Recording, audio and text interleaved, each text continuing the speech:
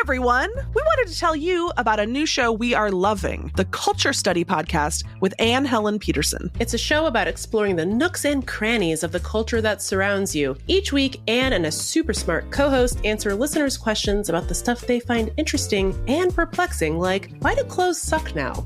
Is Paw Patrol propaganda, or is it not that deep? And what's the deal with everyone I know getting a divorce? Like Anne's tremendously popular newsletter, the Culture Study Podcast is funny, insightful, and kind of weird. And it's guaranteed to help you become the most interesting person at parties. Listen to the Culture Study Podcast every Wednesday, wherever you get your shows.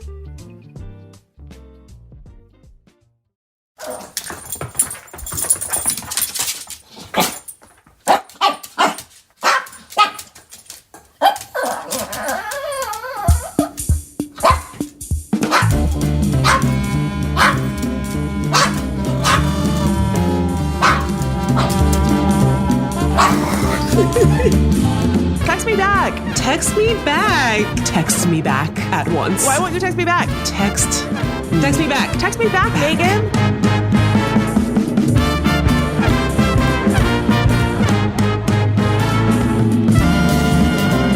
Welcome to Text Me Back, a comedy and opinion podcast from KUOW about best friends, the best animals, and the worst people. I'm Lindy West. And I am Meagan Hatcher-Mays. Lindy, it's our podcast again. And here we are, present on the podcast. And I have some tidings for you. And you know, last time we did this, you had a beautiful song that you wrote. And I'm not gonna lie, I'm intimidated, by your composition skills.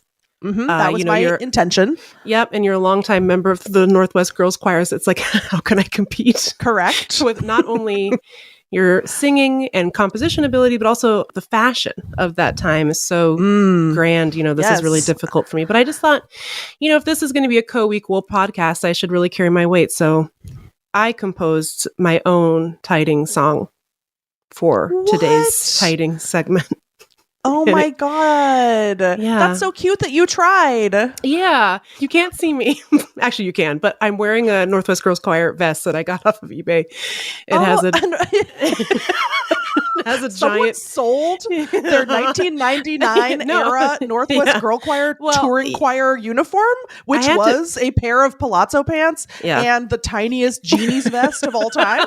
It has like a giant music note on the back or something. I don't know. No, it was like paisley with sequins. It was like bedazzled paisley. It was made of felt. It was black with blue piping. Yeah. And then you wore it with the biggest palazzo pants that you've ever seen. When I said I was wearing the vest, that was stolen valor. I don't have a vest. Anyway, here's the song. Yes. Oh. No, go ahead. I just wanted to say that I do still have my pants, but they made me give back the vest. That's good stuff. You can't just be throwing around vests like that. Well, but I earned it with my, as you said, valor. Mm-hmm. I was in the trenches of choir. Yeah, you fought in the girl choir wars of 1991. It was serious stuff. Sure did. Anyway, here's my song. It goes. Go. Do you have it? Do you have it? Tidings. So do ya? It's just not what I expected. It's just not what I expected. Well, maybe you're not ready for you really brought, I say? Yes? You really brought something that's been missing from this podcast. That's right. A little urban flavor. That's right. You know what? I don't think that people are ready for like the kind of girl choir I want to put together. You know what I'm saying? No, people are not ready. They're not ready. What is this? The Bronx, 1982? Who do you think you are, Cool Mo D? Who do you think you are, Mike O'Malley? I do think that. Anyways, I do have some tidings. We talked about, something that's been weighing really heavily on my heart. Okay. For a while now. I've been, this is my tiding. I'm upset. And shit. Anyway, we talked about this a little bit. Something was weighing really heavily on me. This is my tiding. I am the victim of some pretty serious, some pretty serious bullying, Lindy. Oh no! The perpetrator is a young woman by the name of Brenda Entertainment Baby, and she, hey, listen, this is serious, Lindy.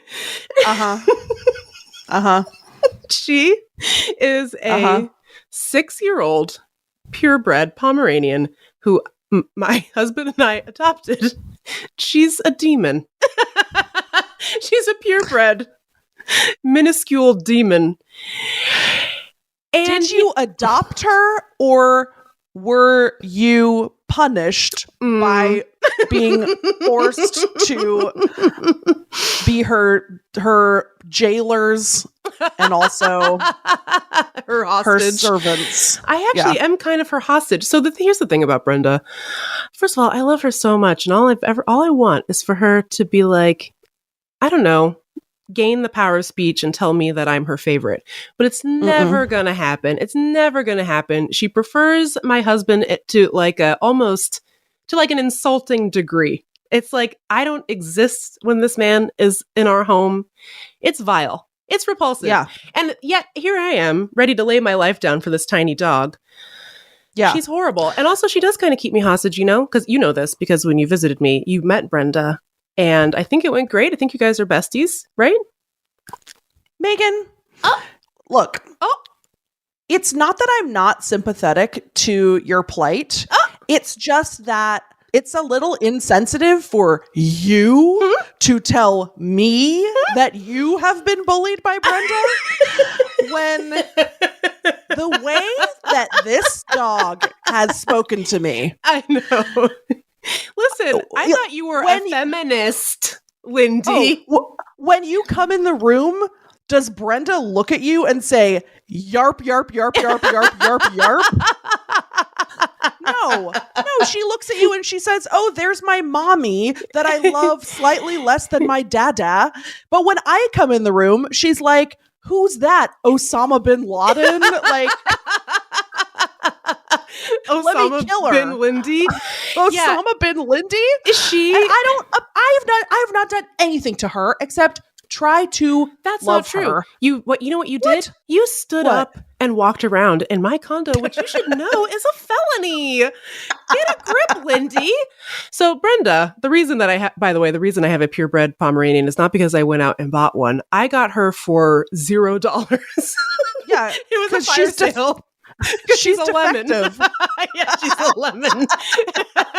and the shelter was like, we'll pay you to take her because she's got problems. And I was like, oh, okay.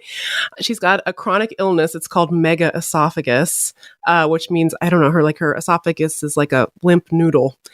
Yeah, I have that too, but I use it to eat hot dogs.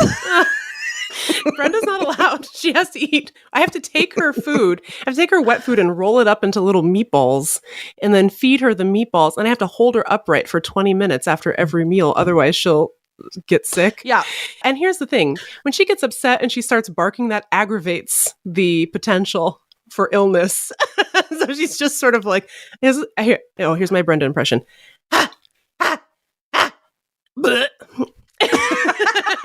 And then she just kind of like pukes all over the floor. And this is after I like sweat away in the kitchen, rolling up her little meatballs. It's like none of this means anything to her. Your whole house smells like meatballs. I can attest. It really does. And not the nonna's Italiano kind. No. No. Here's what's interesting about this to me. Yeah. Mega esophagus sounds like kind of cool. Yeah, like, it sounds extremely like, metal. Yeah. What a superhero might have. Yeah. A superhero like me who absolutely houses multiple hot dogs at once without chewing. It's like Dave Mustaine of mega esophagus. Yes. You know what I mean? But what you're... but actually, mega esophagus makes you very frail and weak and like not metal at all. That's very sad. Oh, here's a fun fact about megaesophagus. Dogs who had it in the past didn't have very good outcomes, because it's really hard for them to keep food down and they fail to thrive, they don't survive. And it turns out some researchers at Washington State University, by the way, that's a nod to hometown good heroes. Old Washington State hometown heroes. They discovered that if you give dogs with megaesophagus a dosage of, you guessed it, Viagra, they're more likely to keep food down. So not only am I rolling up little meatballs for this little demon who doesn't even like me, I have to give her 2 doses of Viagra a day. Okay.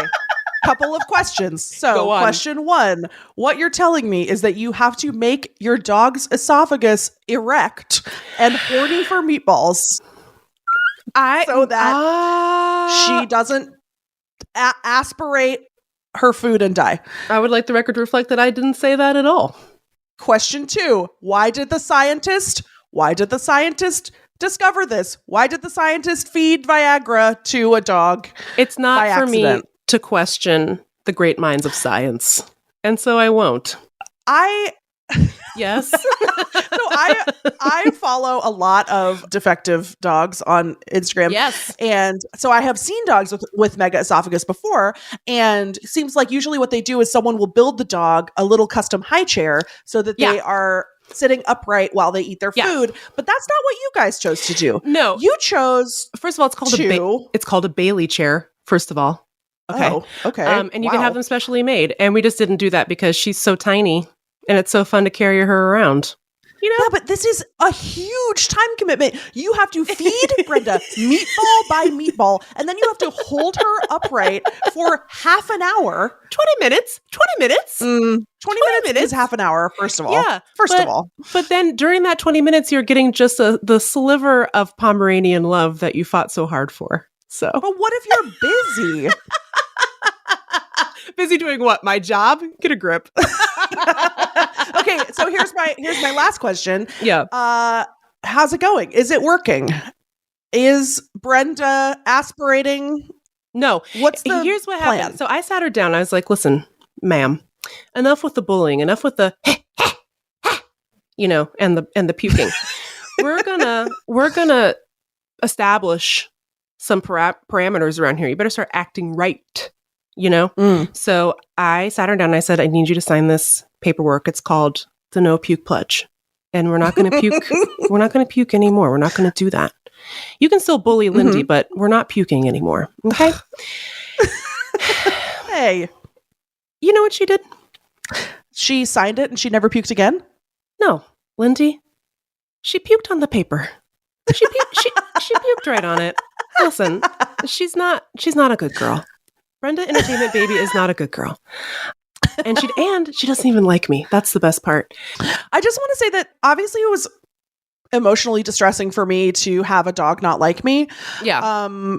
Tell me Brenda about it. She's very cute, and I just wanted to hold her and have her unbelievable. Like me.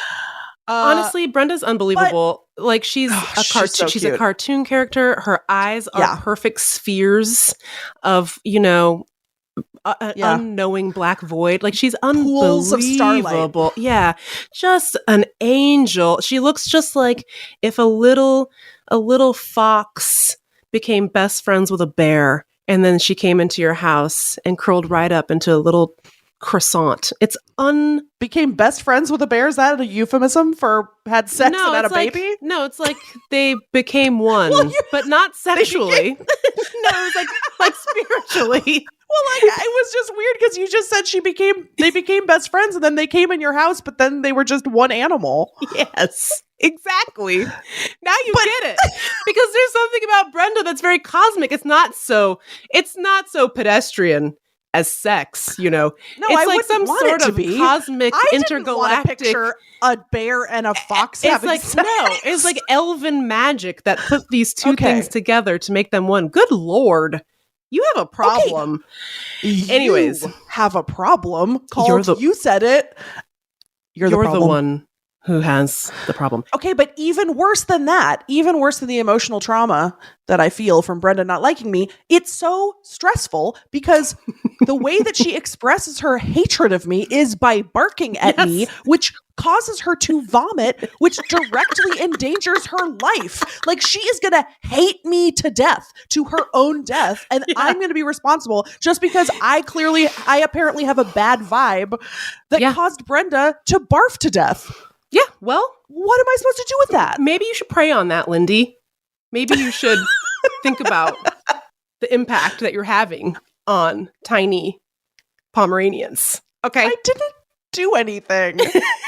I already told you committed the worst crime of them all, which was being tall and walking around. What is there not to get? She did not like me when I was sitting down either, Meagan. Come on. Anyway. Don't sugarcoat this. Okay. Here's the situation. As much as Brenda despises me and you, I still think she could take Barry, your dog. I think she could take him Barry? in a little dog pageant. Barry, my dog, my beautiful boy, my Barry beautiful Saxophone Obama. I think she could take him. His name is not Barry Saxophone Obama. His name is Barack Hussein Saxophone. Oh, I'm so sorry. I genuinely am very sorry. because my dear spouse, Aha Filet, wanted to name the dog Saxophone, and I said, that's not a name. And then we argued about it, and then I said, is there a kind of saxophone that's more like a name? And then I thought a baritone saxophone is more commonly referred to as a Barry saxophone, to save time. And so then I was like, what if his name was Barry? Secretly, we know that it's Barry Saxophone. And then Aham said, oh yeah, and it's also Barry, like Obama's nickname in college. And then I said, and I know this is problematic, but oh well, I said, what if his name was Barack Hussein Saxophone? And then Aha Filet said yes. And then I said, no, that can't really be his name. And then Aha Filet said, yes, it has to be his name. So anyway, here's the Brenda guarantee. Brenda Entertainment Baby. Bing, bang, bong. She wins. Barry. No, what are you talking about? Noted hat thief, absconder of accessories. He can't Did be he trusted. steal your hat? Is that what happened? He stole your hat and you're mad? He ate it. Mm-hmm. I'm curious. Yeah. He ruined it? Well, I wouldn't say ruined it, but it was in his mouth. Do you still have it? Do you wear it? Who could say, Lindy? That's not what's important. Was there damage? Was there damage to the hat? There or was just dog saliva? Hey, there was a theft. There was a theft. A theft is not a damage. A theft can be playful. Yeah, remember when we were walking around, what was it, Seward Park, I think? We came across literally came across a pack of coyotes. Yeah. There were like 3 of them. And we were like, oh my God, we got to get out of here. Come on, Barry. And Barry was like, why would we do that? Those are my three friends. He like tried to go over to them. Hey, those are my guys. Hey, what's up? Those are my best boyfriends. Hey guys, have you met my mom? Hey, come bite her arm and eat her friend's hat. It's a gas. So strike 2 for Barry. He'll put you in mortal danger. Barry's sense of self-preservation is low. Minimal. Yeah. The other,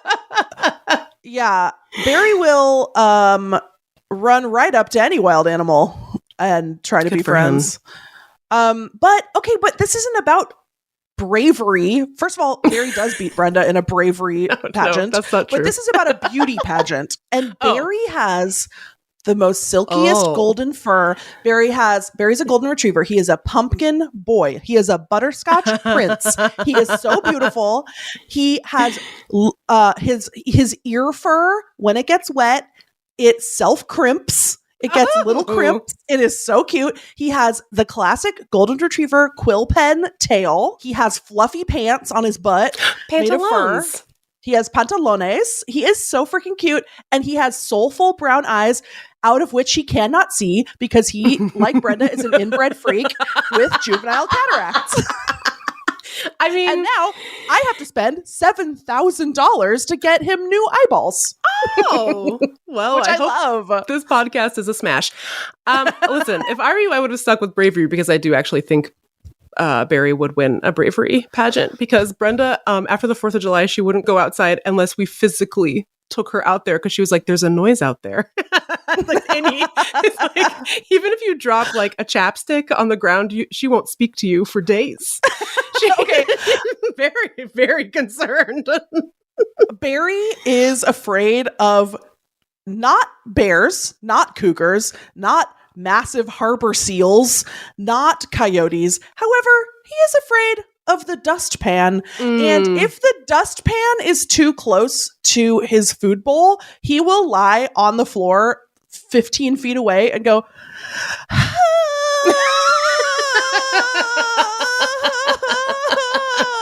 and it's not immediately apparent, like, because you are looking around and you're like, why aren't you eating your dinner? What's wrong?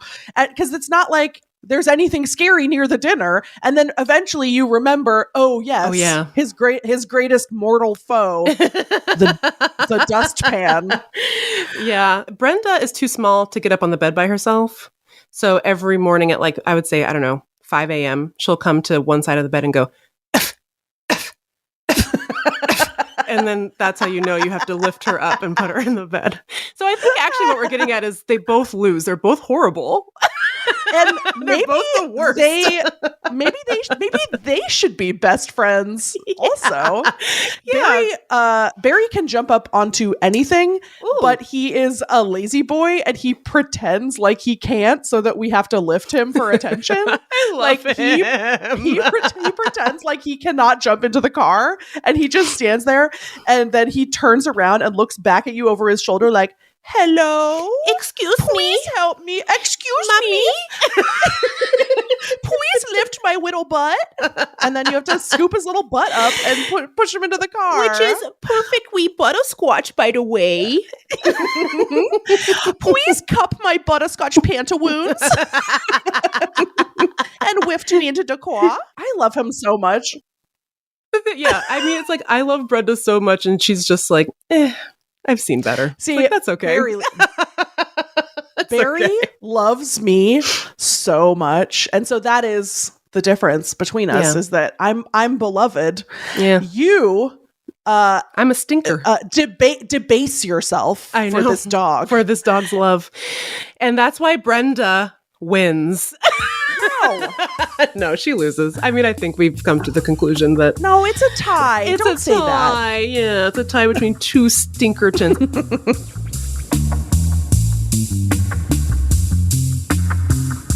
Please light a candle for us, because next up, we're talking about America's most presidential bully, Donald Trump. Our show is called Text Me Back, so we want to invite you to our group chat. Do you have any questions for us about your own friendship dilemmas? Maybe friendships with ghosts? Or just some personal tidings of your own? No song needed, but encouraged. Very encouraged. We want to include your questions and tidings on the show, so text us. To join the Text Me Back text club, text BFF to 206-926-9955. That's 206-926-9955. And even if we can't text you back every time, we pinky promise to read all of your texts and think about how to include them in the show.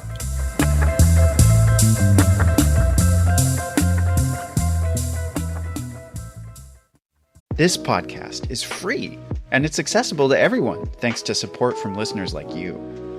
If you value this show, please consider supporting its production by donating to our home, KUOW. It only takes a minute to give, and you'll be helping to support the production of this podcast. Make a donation at kuow.org or follow the link in the show notes. And thanks!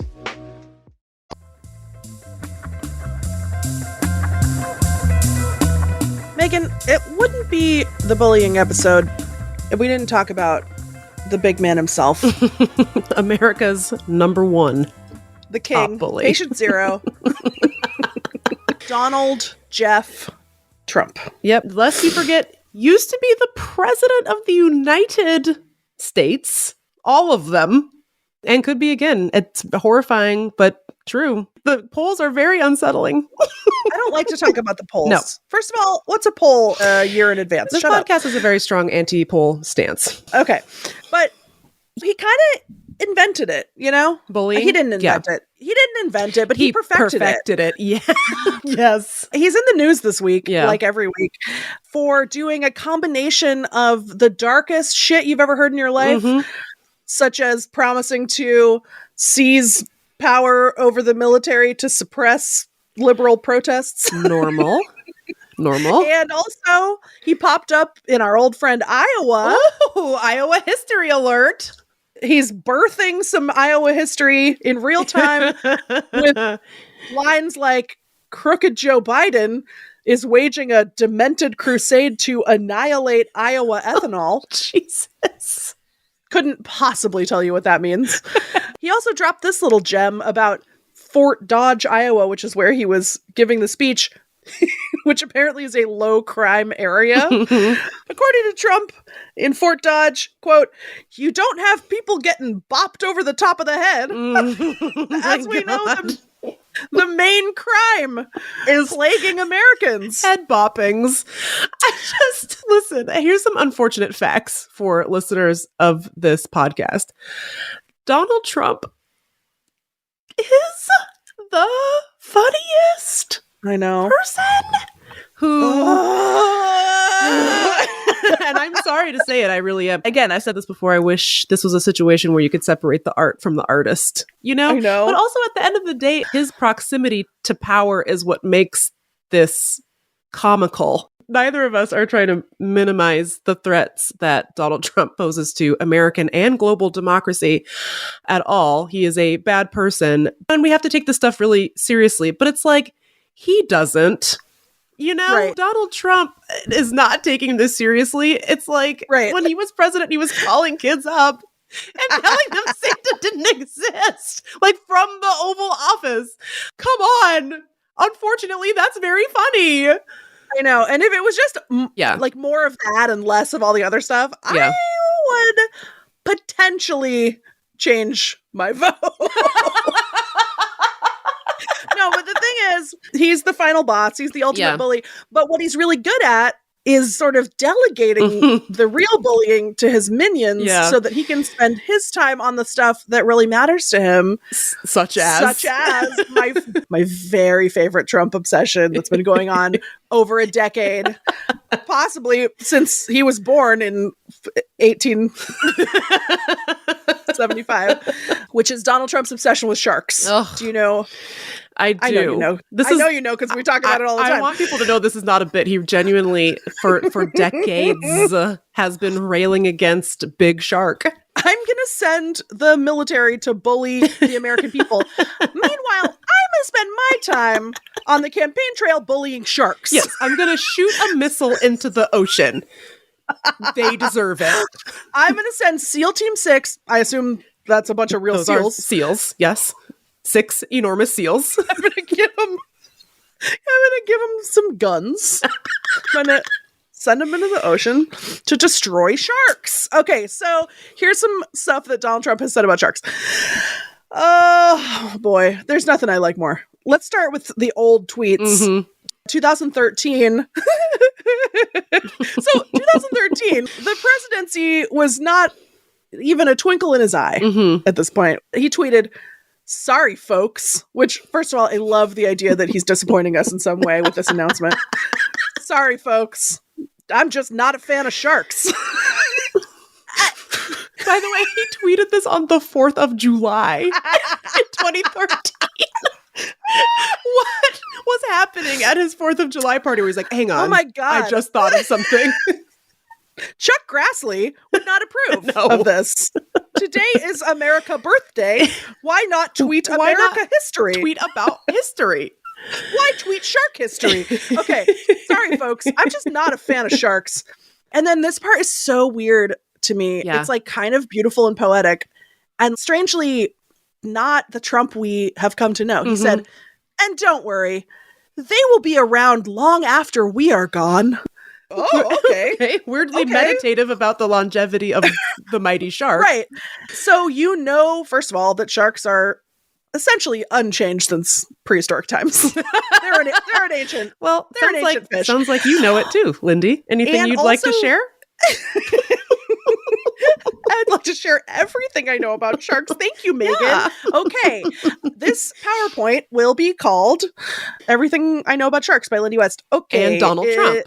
And Donald Trump. Oh my God. A co-produced PowerPoint between the two of you guys. Oh my God. This is my Hallmark movie. Oh my God. We got paired up by the science teacher to do our presentation together. This is so repulsive, even just joking about it. Except it's not on the Hallmark channel. It's on the All Shark channel. It's on Newsmax. It's on Newsmax. Okay. Also, if it's very not Republican, although I guess he was maybe still a Democrat in 2013. I don't know. It's very un-Republican to admit that humans will not live forever. Yeah. To acknowledge that our extinction is on the horizon. Okay. So then he tweeted just 2 minutes later. He said, sharks are last on my list, other than perhaps the losers and haters of the world. Which, release the rest of the list. I want to know your ranking of every animal from best to worst. I have to know. Man. I won't rest until I know. Again, this is like a long-term obsession with him that he, to this day, is giving some speeches about how much he hates sharks. But back in 2011, Stormy Daniels gave this interview where she was like, oh, by the way, Donald Trump hates sharks, and he made her watch Shark Week, I guess. And he was like, check this out. This is the deadliest shark attack in history. It's like he needs to keep tabs on his greatest enemy because at any moment he could be targeted by a shark. It's like he has to think about sharks, immerse himself in sharks at all times so that he knows their ways. I don't know, maybe. So I am scared of spiders, and I follow probably 10 spider accounts on Instagram, and I just will look at videos of spiders being scary. It feels like why women are into true crime. Exactly. You have to know all of the ways that you could get got. You just have to make your little list and just be aware. That's Trump and sharks. Okay, so this is still going on. Trump recently he brought up a classic conundrum that every world leader has faced at some point. Sure. During their reign. From FDR to... Yes, name another one. That's the only guy I know. From Abraham Lincoln to FDR, all of our world leaders have been saying. To King George IV. Perhaps. This was really weighing very heavily on many world leaders' minds, and I'm so good for Trump for bringing this up, This is a classic conundrum that every powerful man has to face.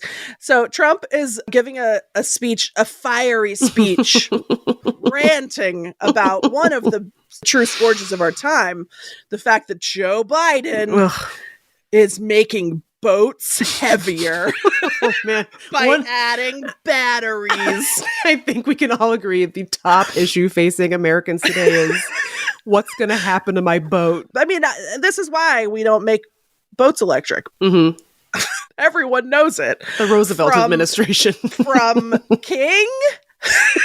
From King Harald of Norway to Nelson Mandela, Silvio Berlusconi. It's everyone knows that you don't freaking do this, and here's why. Donald Trump says eloquently, but if I'm sitting down and that boat's going down and I'm on top of a battery, my God, and the water starts flooding in, I'm getting concerned. Sure.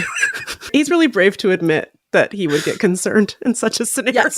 He's like, okay, what am I going to do? If that battery hits the water, he's getting electrocuted right up the ass. But if he jumps in, obviously what you're going to do is jump in the water, right? Yeah. I don't know. Then Trump says, but then I look 10 yards to my left and there's a shark over there. So I have a choice of electrocution or shark. You know what I'm going to take? Electrocution. I will take electrocution every single time. Do we agree? And his fans said, yes! Just doesn't matter what he says. They love his ass. It's crazy. Why would you ever be in a situation where your electric boat was... Oh my God. It's because Joe Biden made it too heavy. Everyone who goes in an electric boat is going to be in this situation at one point or another. Like your electric boat is sinking, and you're like, "Oh, I'm definitely out of here. I'm leaving the Earth, but I can't get got by this shark." Why? It's just like the trolley problem, you know.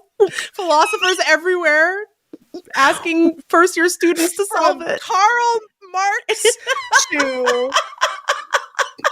Friedrich Nietzsche. Kierkegaard. Okay. Do you think that this hatred of sharks is trickling down to his followers? Like, you know how every time there's like a gay person in a commercial, Republicans go and throw away their coffee maker or whatever? Yeah. Do you think that Republicans are going to start sitting on electric batteries and getting shocked up their ass in protest of sharks? I thought you were going to say, are they going to start throwing out their sharks? And I was like, yes.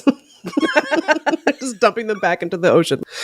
God. The thing, I mean, okay, we've had a nice time laughing at all of the insane things Donald Trump, by the way, we barely scratched the surface. Every other day, this man is saying the funniest thing I've ever heard in my life. But what sucks about it is, again, this man is a raggedy, racist turd and a demon who needs to be kept away from the White House at all costs, just to free him up to continue his comedy tour without harming anyone or creating new existential threats that I can't even comprehend. Okay, Meagan. Yes. Can you use your swamp contacts to find one of those people where they're like, my job is to get female candidates elected or whatever. We don't care who she is as long as she's a woman. Girl bossing. Oh, yeah. And then there's nothing in the rule book that says a female shark can't be girl bossing. Now we're cooking. Get the swamp ladies to recruit a shark to challenge Trump for the presidency. Poetic justice. Trump is taken down not by the shark's teeth in the ocean, but by the shark's likability rating in the polls. We've got to beat this bully at his own game. Literally. I think the only requirement is that the shark needs to be 35 years old. Well, many of them are hundreds and hundreds of years old, Meagan. So, problem solved. Donald Trump can keep doing shark-based comedy, and he never has to be the president because he'll be too scared to go near the White House when Shark President is sworn in. Also, when they do the debate in the shark's hometown, he'll drown. That's right. How is he going to get to the debate stage in the ocean? Electric boat.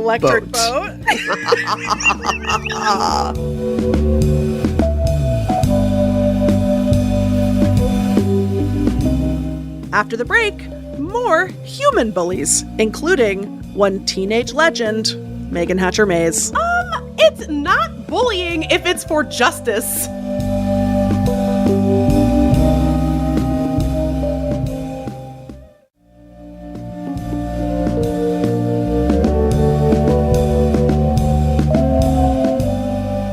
So, we heard who my bully is. Your crappy dog. But who's been waiting for you after school? Meagan, who's bullying you? These like 9-year-old girls who live across the street, down the street.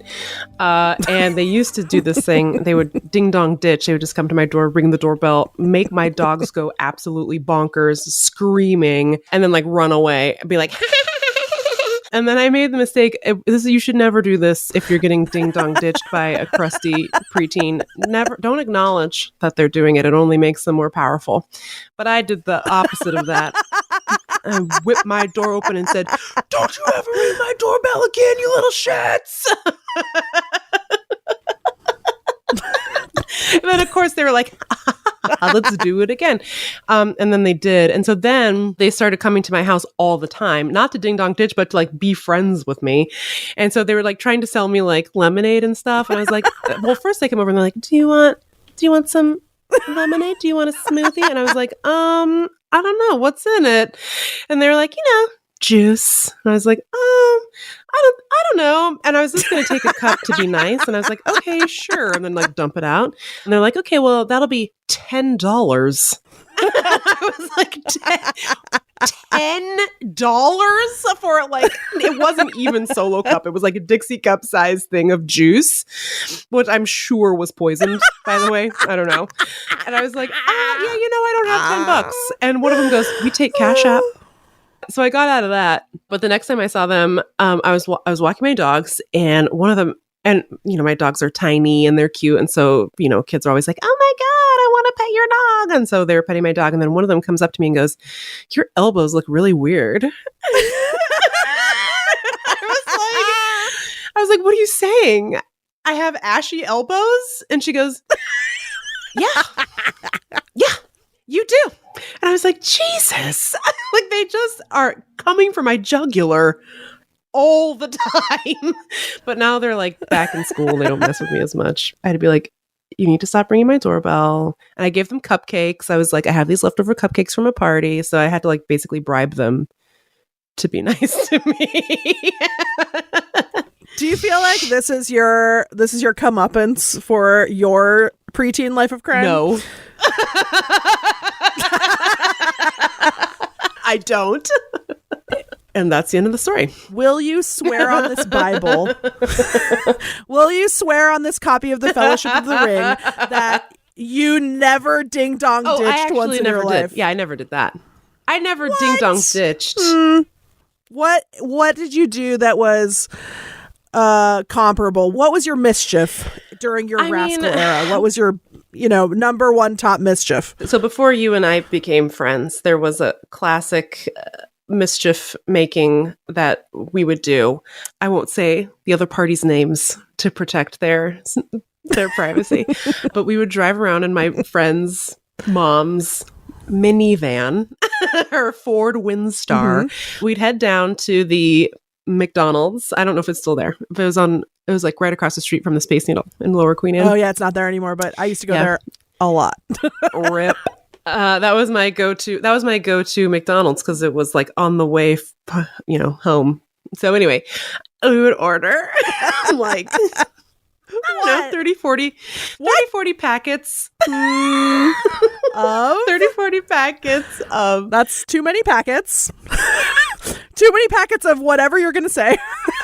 30 to 40 packets of tartar sauce, and it was like $5, which was like, a perfectly reasonable amount of money to spend on that many tartar sauce packets. Okay, can I pause? Sure. And say that in 1996, $5 was $100. $5 was so valuable.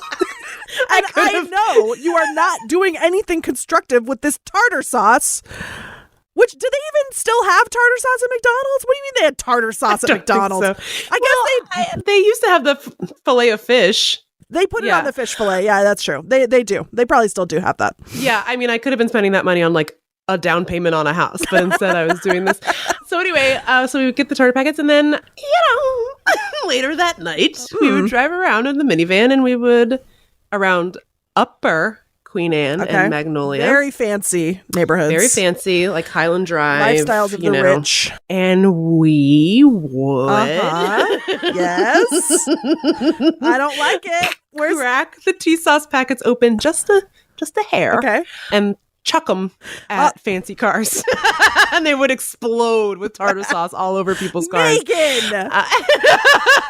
No, can I tell you the best part, though? Please. By the way, first of all, this was a very class-conscious crime. Yeah. Because we only ever targeted BMWs, Mercedes, never a working-class Honda Accord. Sure. Never. That's praxis. And I assume you learned about this, you read about this in the Anarchist Cookbook. Right. Actually, if you read the Communist Manifesto, Karl Marx gets into this pretty deeply. In his original German. Is he German? Anyway.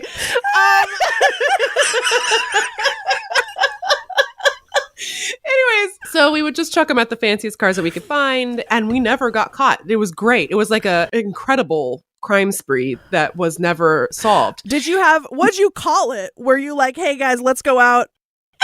What did you... It was a really creative name. It was called Tea Sauce'em. we would drive around tea-saucing fancy cars. You gotta save time. I don't have endless time to be saying tartar sauce. Let's throw tartar sauce packets at Lexuses.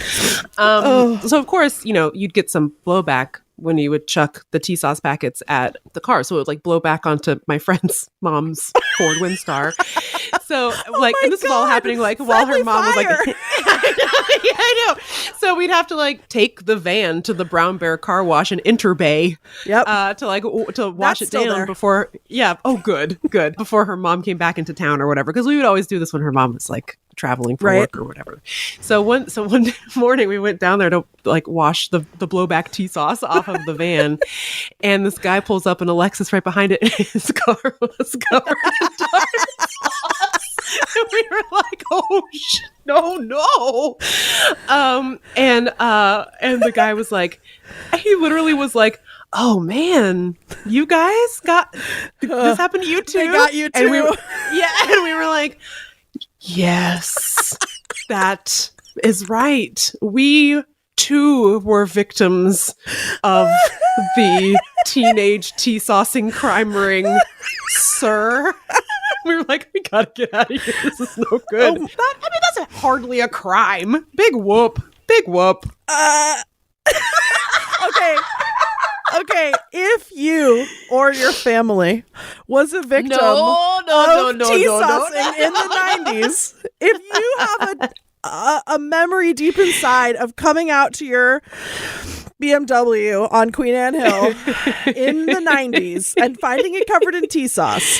If you have been a victim of Meagan's teenage life of crime, please text us at 206-926-9955. Meagan would like to apologize. And No, I wouldn't. I don't feel bad about it. I'm just kidding. I would never make you apologize. Of course not. Dude, if more people thought like you, maybe Seattle wouldn't have ended up here. Exactly. We should have made it more hostile to rich people. Collaborative 25 years ago. And in solidarity, we should have been tea-saucing. Absolutely. But maybe next life. It's too late now. All the tea sauce in the world couldn't fix this place. I know. Couldn't achieve income equality in the greater Seattle area. Sad. But I tried. I did my best. If you were a victim of tea saucing on the west side of Queen Anne Avenue... or Magnolia, because we got your asses pretty well too. That's 206-926-9955, or email us at textmeback@kuow.org for no reparations at all. Absolutely none. Nary an apology will be uttered. Thanks.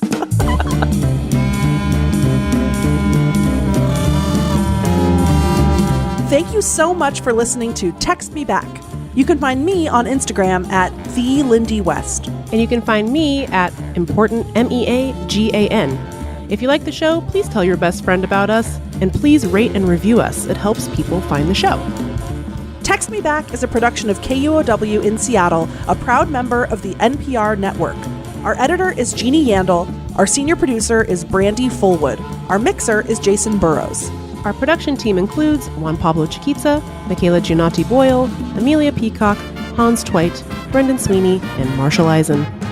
Our music is by Chief Ahamefule J. Oluo. And special thanks to our perfect angel, Isolde Raftery. I'm Lindy West. And I'm Meagan Hatcher Mays. See you next week.